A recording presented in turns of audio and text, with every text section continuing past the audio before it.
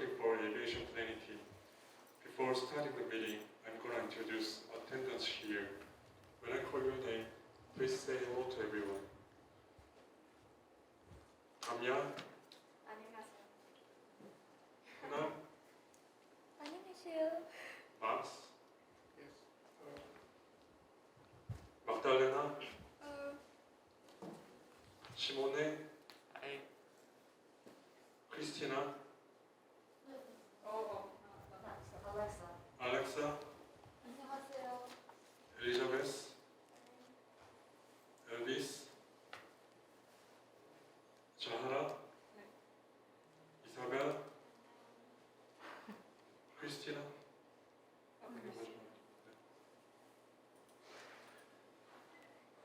Okay. Next, Go Gi-yeon, Director General of Forest Aviation Headquarters, will give your opening speech in honor of your visit. Hello, 안녕.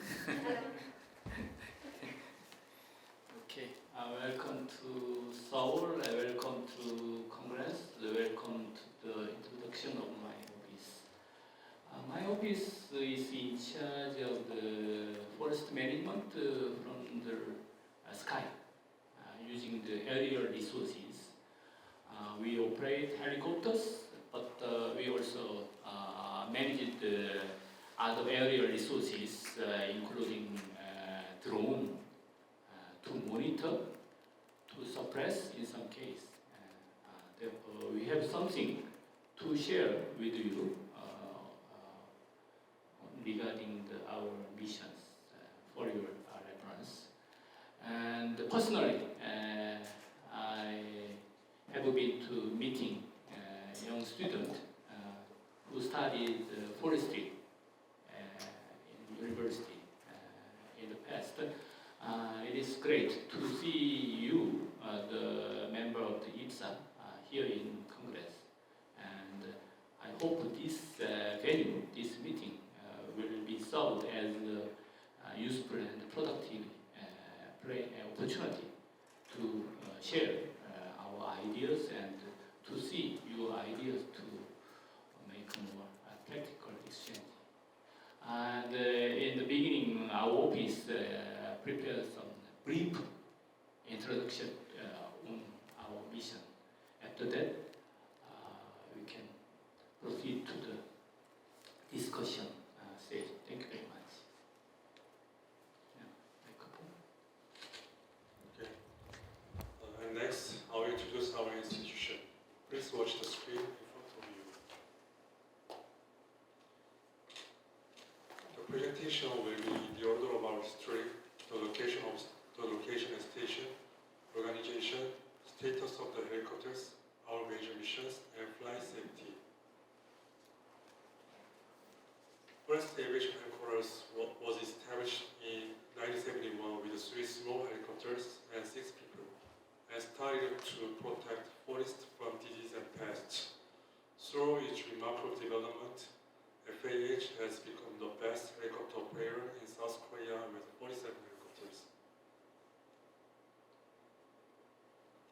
Next is the location of the stations. We are operating headquarters and 11 stations across the country, and we are always working hard to respond to emergencies that may happen in various parts of the country, such as wildfires. Let me introduce the types of helicopters operated by us.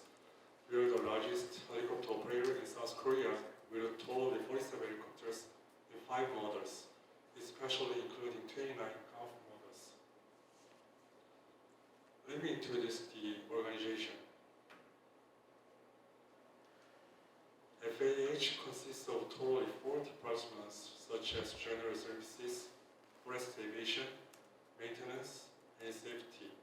Each department is doing best in each position to be the best aviation agency in Korea. Let me introduce our main missions.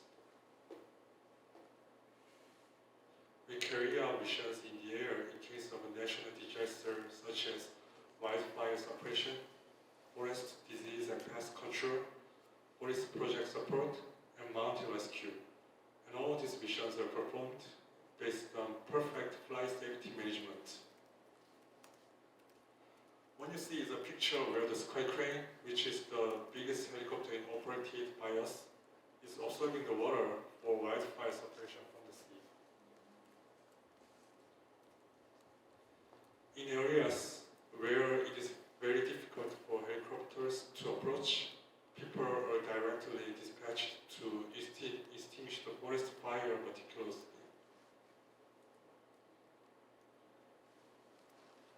Helicopters serve as a very effective means of controlling the pests which can damage forests. We also carry out saving life in forests and transporting heavy cargo by using our helicopters. Lastly, let me introduce our company's flight safety management system for perfect maintenance performance. We are currently operating a flight safety management system. We call it SMS at the level of advanced countries, and we are the first helicopter operator in South Korea to introduce a flight quality assurance system. In addition, we have established the National Flight Training Center to train the best pilot and plan to expand the pilot training program to other institutions. We also established an integrated maintenance system to ensure the safe operation of aircraft through perfect maintenance. We have obtained the International Aviation Quality Management certification from Lloyd Register. This certification indicates that we have capabilities in helicopter maintenance, repair, modification, and operation. We have been internationally recognized institution. As you can see, we are doing best day and night to complete our mission based on the best safety management system. Now we will watch a short video about forest aviation headquarters. 나는 별명이 참 많습니다. 어떤 이는 나를 미래를 위한 희망이라 하고, 어떤 이는 나를 생명의 원천이라고 부릅니다. 이런 나를 소중히 아껴주고 지켜주는 사람들이 있기에 오늘도 마음껏 푸르를 수 있는 내 이름은 숲입니다. 1971년 산림청 항공대로 출발하여 대한민국의 산림재해가 없어지는 그날을 향해 정진해온 산림항공본부는 전국 11개 산림항공관리소를 둔 국내 최고의 헬기 운영 기관으로 성장했습니다. 2013년에는 대한민국의 지리적 중심지인 강원도 원주로 본부를 이전하면서 더욱 효율적이고 신속하게 대응할 수 있게 되었습니다. 더불어 2023년에는 DMZ 산림항공관리소 신설을 앞두고 있습니다. 이러한 발전을 바탕으로 S-64, KA-32, AS-350, 벨-206, 수리온을 보유하고 있습니다. 소중한 국민의 생명과 건강한 숲을 지키는 산림항공본부, 국민에게 사랑받는 숲지킴이가 되겠습니다.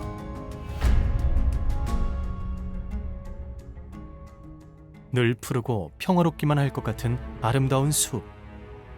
그러나 때때로 숲은 무서운 두 얼굴을 보이기도 합니다.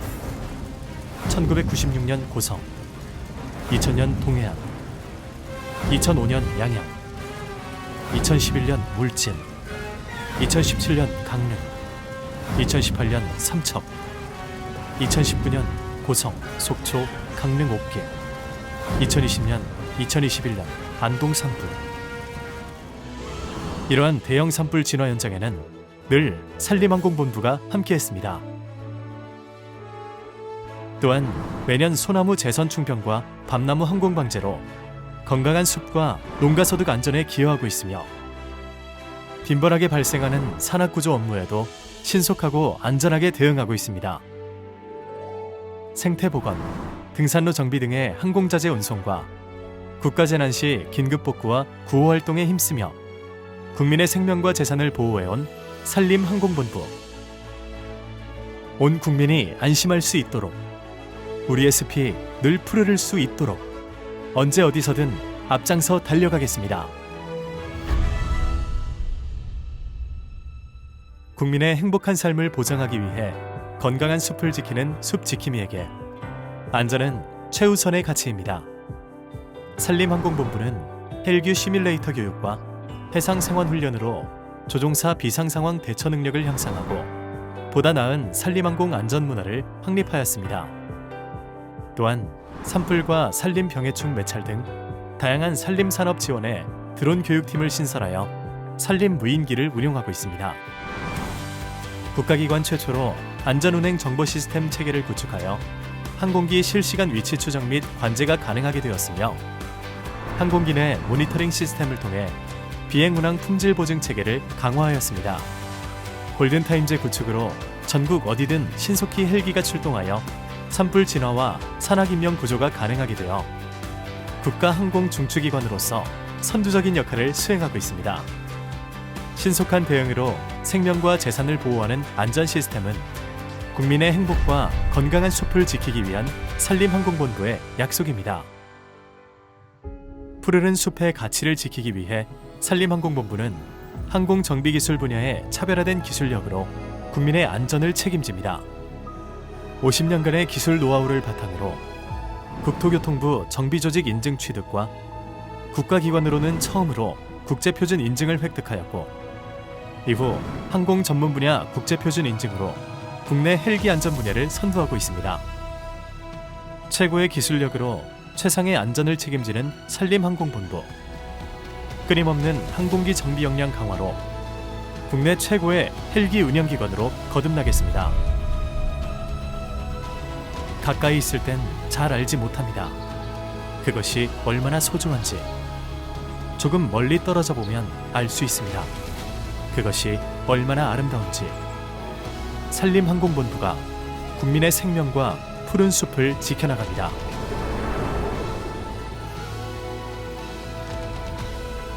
산림항공본부.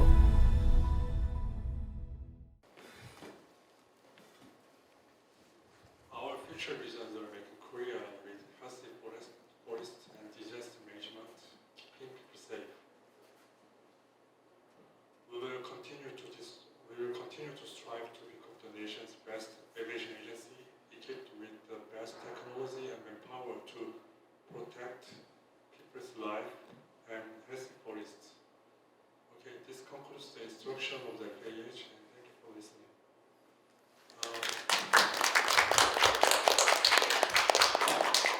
Next, we will have a discussion time. You can ask any questions about our institution's building. You can use a microphone. Thank you very much for the presentation, and we are very glad to be having.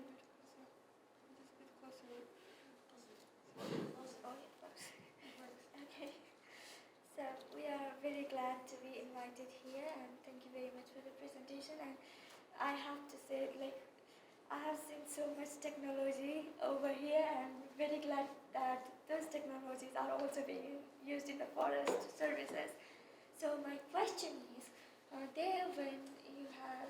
there was a presentation on manpower.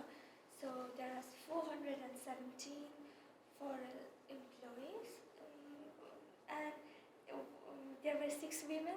Is it? If I'm not wrong.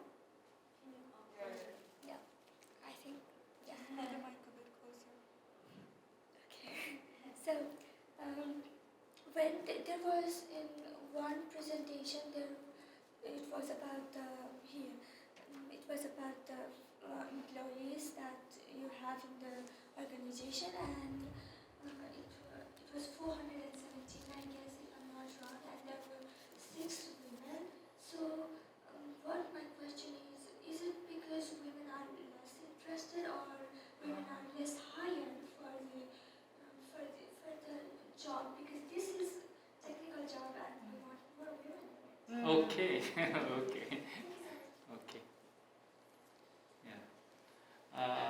We have manpower of about 420, and most staff members of my organization is pilot and maintenance people, and originally the 2B pilot, each pilot have to fly the airplane or helicopters from for minimum times. I mean that I'm not sure about the exact number of the time to fly the helicopter, but it is significant. Therefore, most pilots from the military service, and as you may know, to serve the military, every gentleman, every boy need to be scripted to the military list. That is why in this composition of the staff members, mostly the men. We have the women who serve for our service, but mostly that is why currently most staff members is men. But we are open to have the competent staff members, men or the woman. But the current the picture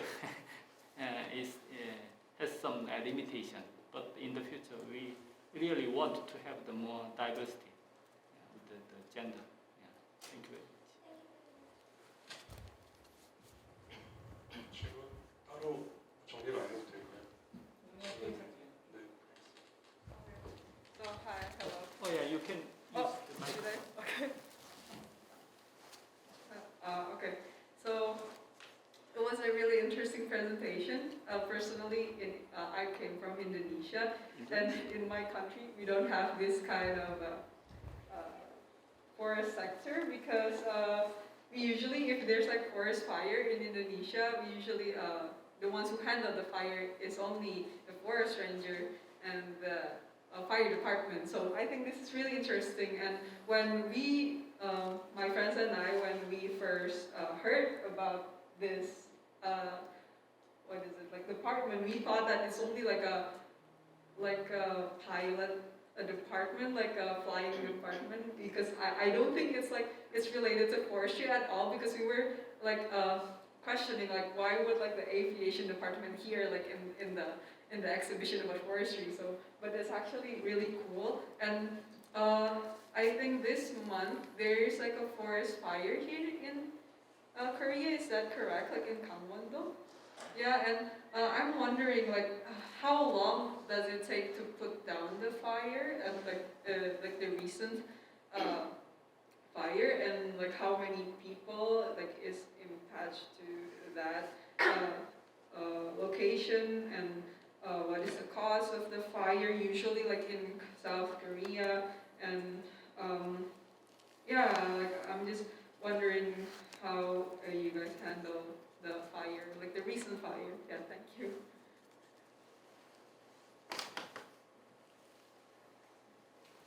Yeah, great question and many questions to respond.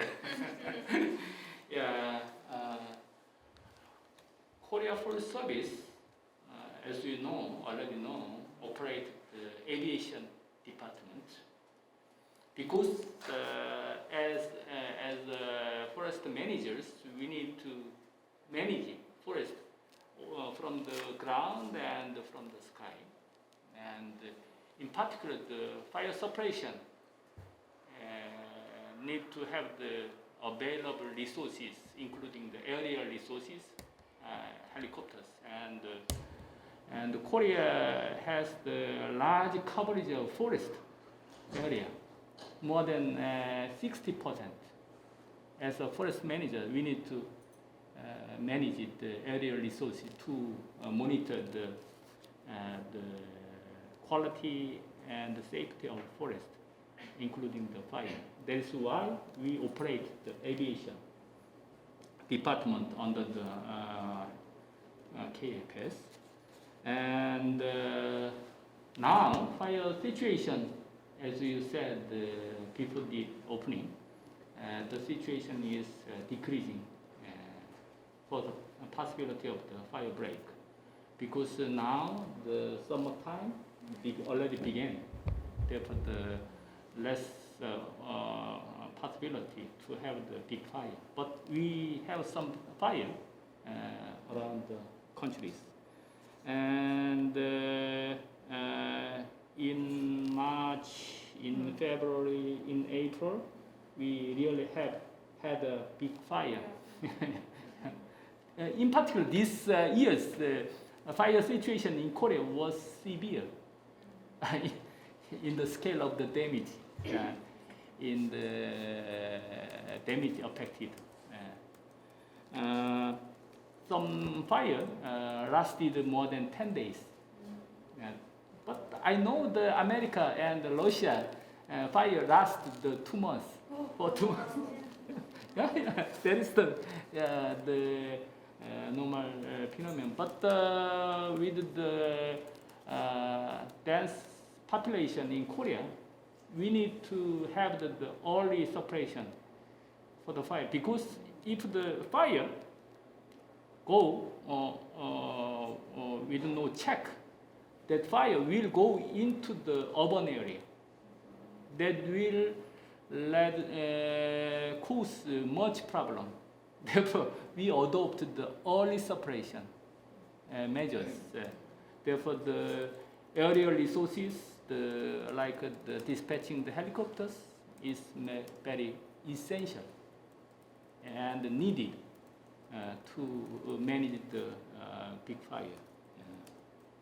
And for the mega fire, many ground crews dispatched to finish the fire situation.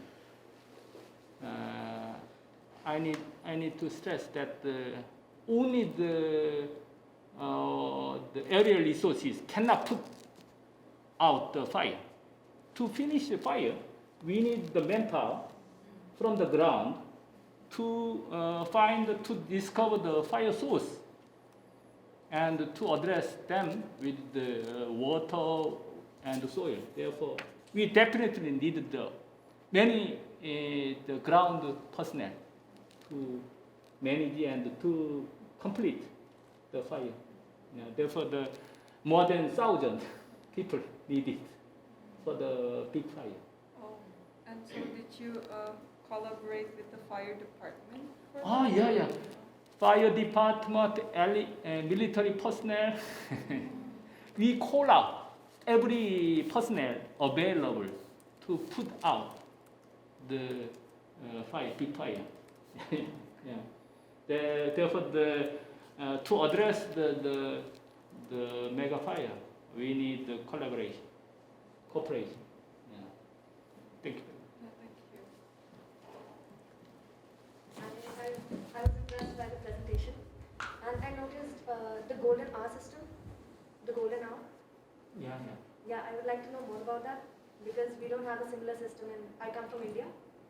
We have a similar system for traffic accidents, but not for fire accidents. So it would be nice to see a parallel between the two. Okay. Thank you. For your question, maybe Mr. Park may respond with the golden hour, golden time. Okay. For the our aviation office have the response time. There is 50 minutes after getting the fire report to the initial attack with the water. By dispatching the helicopters, we have the 50 minutes golden hour or golden time to respond, to reduce the damage. And can you share the golden hours?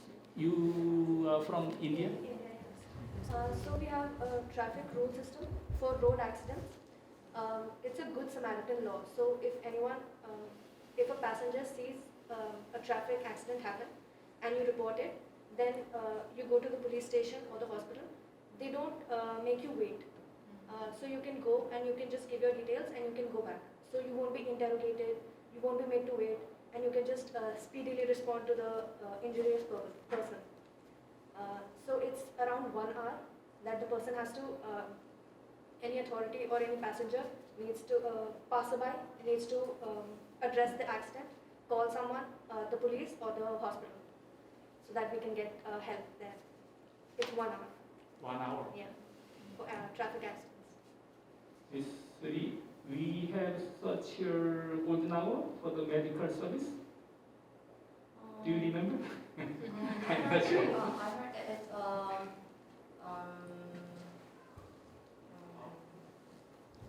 I heard that is maybe 10 or 15 minutes. The Yeah. 1 hour is not for medical services, it's for passerbys, for Mm. citizens. The medical service needs to respond more quickly than that. Okay. But this is very interesting, the 50 minutes thing. That would really help. I also wanted to know if there's a caller helpline, so people can report the fire accidents. In fire department. Or the forest. Yeah, in the forest. There's are there the golden hour, right? Help caller number, like normal people could Call the number. Yeah, 911. Actually, the 119. Yeah, 119, 119. Yeah. 919 is American and Yeah. Sorry. And the Korean number is the reversed one. Yeah. 119. Korean style. Yeah. We have that is used by the citizens for emergency situation.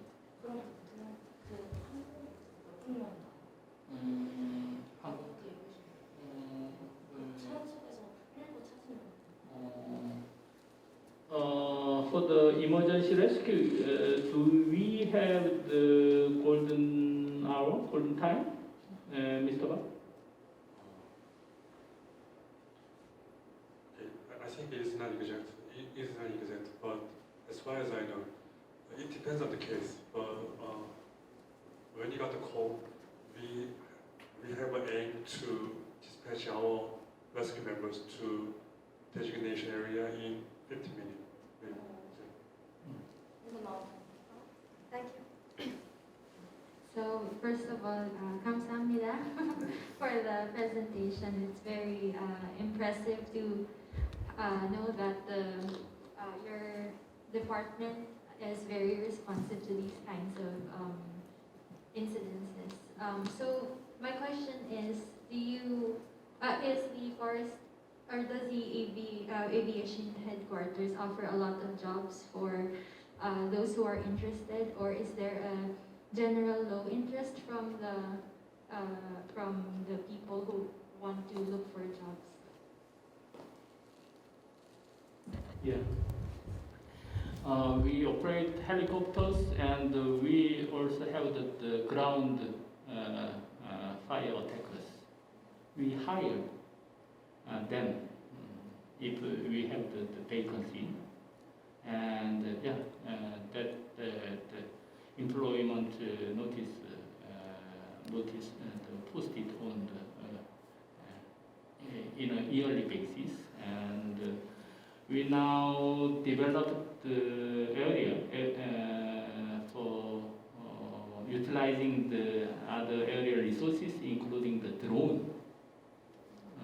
We employ the expert on drone, and we plan to expand our capacity on that area of drone. Therefore, the young student can have the interest on that area, and we'll expand our opportunity for employment for that area in the future. Thank you. Hello, I actually have two questions, two different ones. So first, I'm interested in fire management, fire ecology. So is the aviation service somehow also in fire prevention measures active, or is it just responsive, more reactive measures? And secondly, how is the Forest Aviation Headquarters financed? So who's paying for the services that are convened when there's a forest fire? Is it the forest owners? Is it the government? Or is it, yeah? Can you have a more detail on the first question? Yes, the first question regarding wildfire management is, so putting out a fire is always the second best solution. The first best solution would be to prevent it or to keep it as a cold fire. So my question would be, is the Forest Aviation Headquarters also active in that area? Are there measures conducted on ground already to prevent forest fires in the first place? Or is that done by different institutions? For the first question, there is different agencies to manage the prevention. Prevention has a very diverse dimension to monitor, to address exactly on time. Therefore, local government and other department in the Korea Forest Service manage that area of the prevention. And for the expenses of the suppression done by area resources, major budget resources supported by the central government and the local government. But private landowners do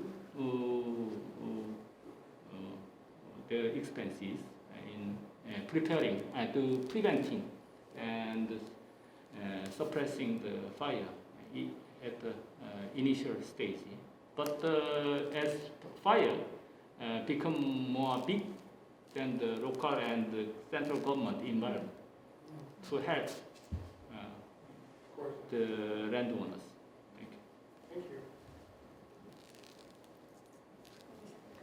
Thank you very much, and thank you for the presentation. So my question is, do you have some programs for knowledge exchange and technology transfer, probably looking at the fact that forest fires, it's one of the biggest challenges facing the forest sector.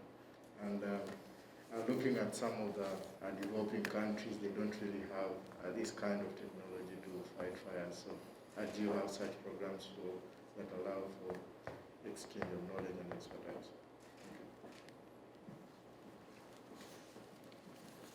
Yeah, we do have that plan, and we have the activities on that area. And last year was the 50th anniversary since its establishment in 1971. We celebrated with some event, and at the time I shared our view on our mission in the future, and at the time we offered to cooperate with other partner countries and partner institute on this area. Therefore, last year we invited the regional cooperation agencies based in Seoul. That agency covering the Asia and Pacific region. That agency is called APOCO, Asia Forest Cooperation Organization. I invited the Secretary General of that institute, and we signed the MOU for our office to provide our technology and experience on area management. Therefore, we definitely continue to cooperate with that organization, and we'll seek the opportunity to invite the student and other stakeholders to let them know our experience, and in order to applying these aerial experiences on their situation. Thank you very much. And we cooperate with the local universities by inviting the students in various forms, like internship provisions to the student right now. Hi, I'm Simone and I'm from Italy. And so thank you for the presentation and this place to learn more about Korean forest. So I'm from Italy and wildfires are definitely a thing also in Italy. But then my question is like in Italy we have natural fires, so as much as we try to fight fires, we are still going to have natural fires. So the aim is also not to completely suppress everything, but to manage wildfires, which doesn't mean zero fires, it means little fires. Also because also Italy is highly populated, it's not like the US where you have huge extension window one, so we definitely have to manage fires. But we also have them naturally, we have a lot of plant species which the ecology depends on fires. So and also if we don't have small fires, then we end up with huge ones. So my question would be, what's the natural fire situation in Korea? Do you have natural fires? Do you plan to still keep small fires, or you're just on zero total fires? And maybe a second question is like, which is the main causes of fires? Because again, initially, like 90% of fires are from human causes, either voluntary or by accident. While, for example, I know that like in Russia, the majority of fires are from lightning strikes. So I'm just curious about Korea.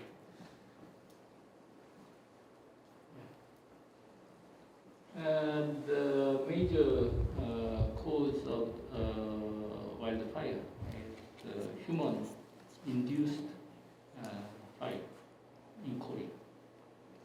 And I think you mentioned on the natural fire, right? Natural fire.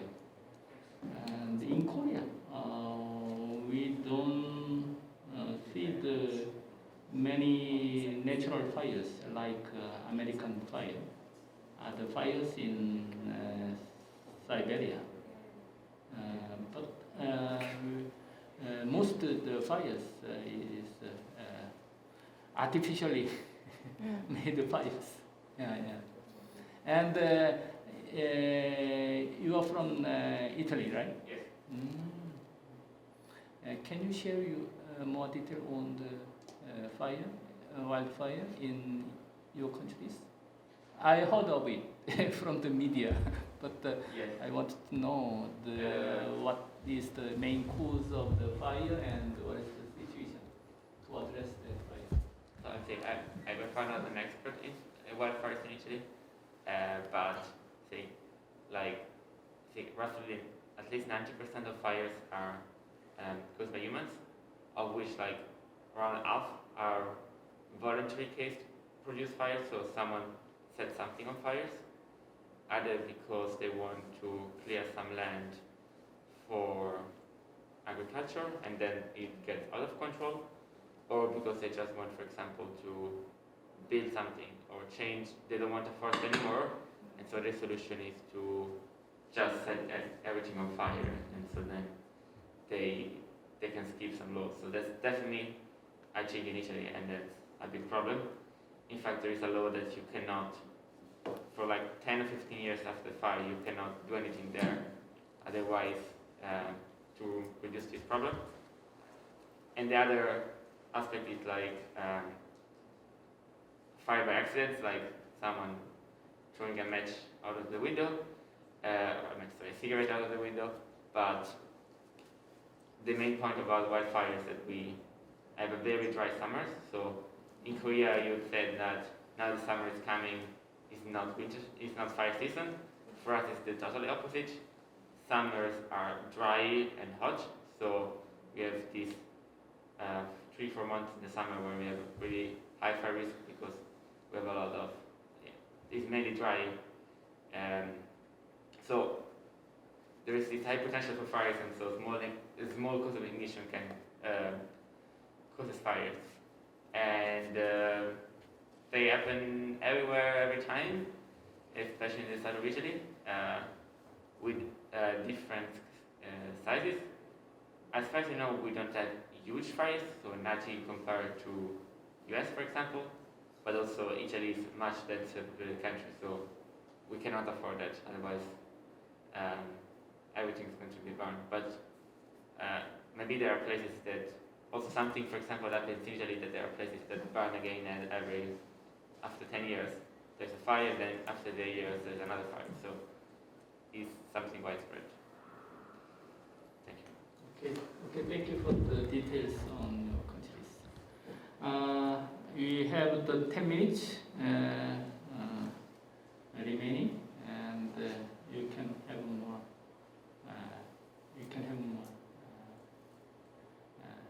Discussion in 10 minutes.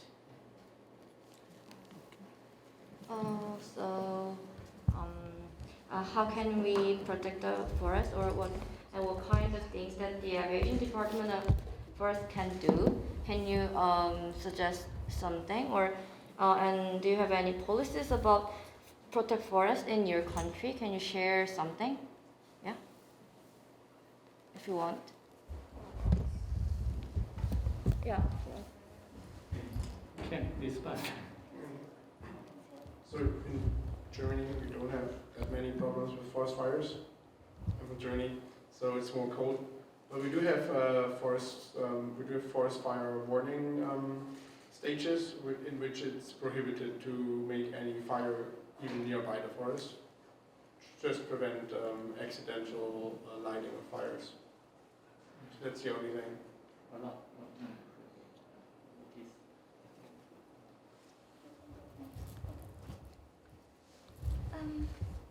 In so yeah, I'm from Nepal. So in Nepal we have a community managed forest. All the forests are public. So public forests are provided to the local people to be managed. So when there are forest fires, like easily forest fires are induced in Nepal also, mostly by negligence. But when there is forest fire, community comes together to put out the fire. We don't have technologies. I have to say we don't use technology at all, at least not helicopters. So yeah, it's usually the local community forest has a group of people, and the board and the members. And so the board and the members have communicate with each other themselves and then put out the fire. But if it is huge, then the fire department comes in. But because our topography is really, it is hilly terrain and we don't have roads everywhere, so it's usually manual, not with it's usually manual by the community, or even if the fire department involves, it still has to be done by the humans, because we don't have roads good enough for the fire vehicle to go inside the forest. Yes. Thank you.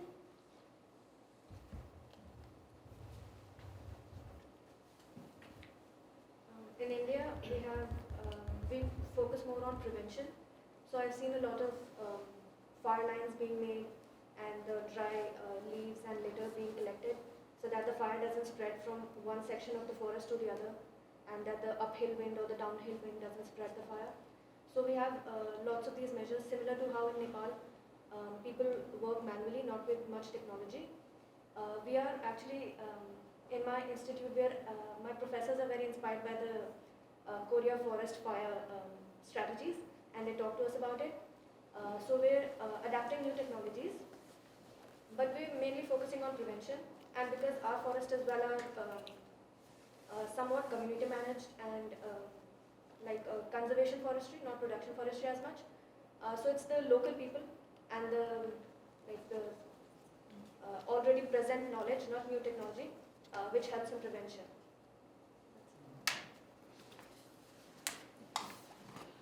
Okay, thank you. I each country have a different perspective on regarding the fire, and I fully agree with that. The prevention is before the suppression, and prevention is more effective than the managing and addressing the fire break. Suppressing the fire, wildfire costs a lot and damages the communities a lot. Therefore, the prevention is the most important. And as a forester, I myself, forester, I stress that the regular management of the forest area need to be sensitive to the possibility of the fire break, in particular in Korean situation. Therefore, we need to have more strategy to manage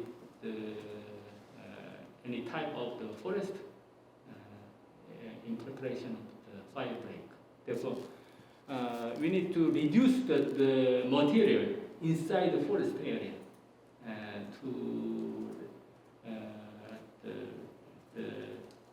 keep the fire from becoming the mega fire. Therefore, through the forest management in the regular season, we need to think about that measure on prevention area. There is my personal idea and personal suggestion to the foresters. Okay, Magdalena, do you have any words before closing? Yes, actually, I wanted to say thank you very much for the presentation. And you mentioned earlier how you try to collaborate with students, and I think that is exactly what you're doing. And thank you so much for reaching out to us and sharing about your company. And I'm sure that everyone here who's coming from different countries will share this in their country. And yeah, I think that's really nice of you. Thank you. Yeah, thank you. If we have much time, we can continue. But with the limited time available to me, I would like to close this session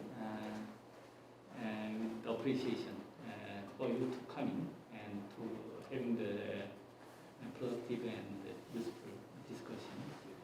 And before closing, why don't we have the group photo to keep memory on this event? Thank you very much.